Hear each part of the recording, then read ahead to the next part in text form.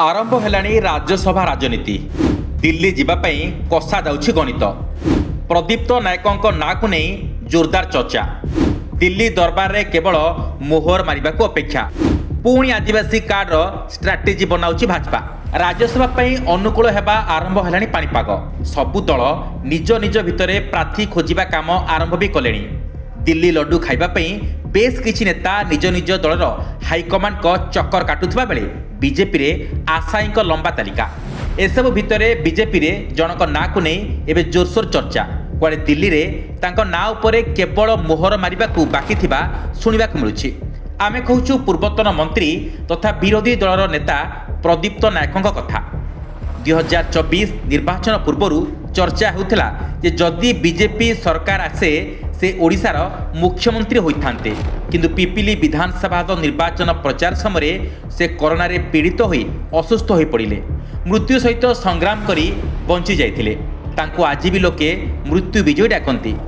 प्रदीप्त नायकों अवस्था अनेक संकटापूर्ण थिबा बेले प्रधानमंत्री स्वयं तांको किभली उत्तम चिकित्सा मिलिबो ता देखिथिले। तांको बंचिबा गोटे प्रकार असंभव थिला, किंतु प्रशासनिक तत्परता एवं निजर इच्छा शक्ति तांको मृत्यु मुखरु टाणी आनिथिला। या सहित से होउचंती बीजेपी दलर जने निर्विवादीय नेता, ओडिशा बीजेपीर एकमात्र दलित चेहरा एवं जने मिष्टभाषी एवं समाज रे जने ग्रहणीय नेता। से केबे काहा उपरे रागिबार केही देखि नाहंती। तांकर मृत्यु हस पई से समस्तक भाबरे ग्रहणीय। ओडिशा रे दलित मानकर एक स्वतंत्र भोट बैंक रही एवं दलित मानक भितरु प्रदीप्त नायक जो वर्गर आसंती से वर्गर संख्या अनेक अधिक।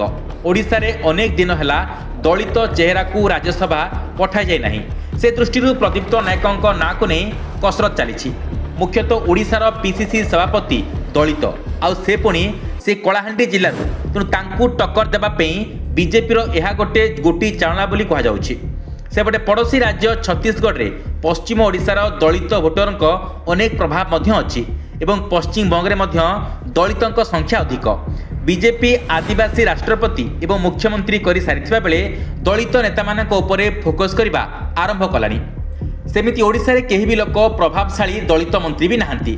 दुई दलित मंत्री मुकेश महालिंग एवं सूर्यवंशी सूरज दलित कोटारू मंत्री थिबा बेले मुकेश महालिंग जाति प्रमाणपत्र को नहीं दलितर विभिन्न संगठन विरोध करी अदालतर आश्रय नेउछंती एवं तांको वर्ग दलित नुहे, यहांकु दलित समाजरू बाहर कराजो बोली अनेक आंदोलन मध्य होउछि।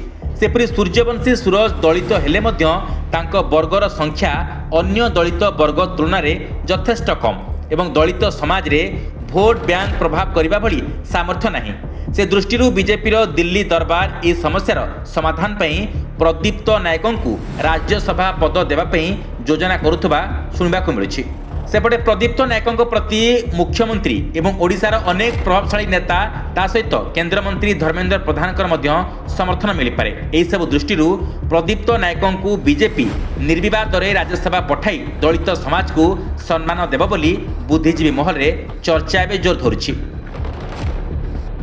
Bureau report news alert 24x7।